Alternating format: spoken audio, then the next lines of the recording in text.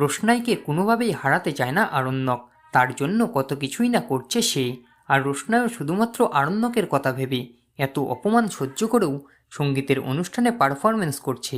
আর এখানেই আরও একটা বড় সমস্যা তৈরি হলো। সঙ্গীতের অনুষ্ঠানে রোশনাইয়ের এত সুন্দর রূপ দেখে মুগ্ধ হয়ে যায় আরণ্যক। এক নজরে তার নাচ দেখতেই থাকে। রোশনাইয়ের থেকে নিজের নজর কিছুতেই ঘোরাতে পারে না সে। আর এই অবস্থায় আরণ্যককে দেখেই মেজাজ হারিয়ে ফেলে গরিমা।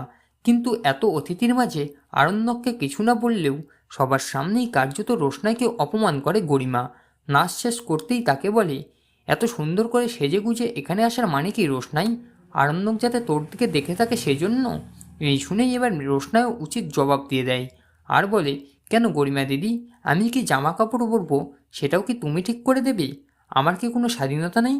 আর স্যারজির সাথে তো তোমার বিয়ে হচ্ছে, তোমার বরকে তুমি ধরে রাখতে পারছো না কেন বলবে? তো বন্ধুরা, এবার কি জবাব দেবে গরিমা?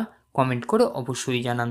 মূল ধারাবাহিক দেখতে হলে অবশ্যই চোখ রাখুন স্টার জলসার পর্দায়। সাথে এমনই আপডেট প্রতিদিন সবার আগে পেতে হলে আমাদের এই চ্যানেলটাকে অবশ্যই সাবস্ক্রাইব করে দিন।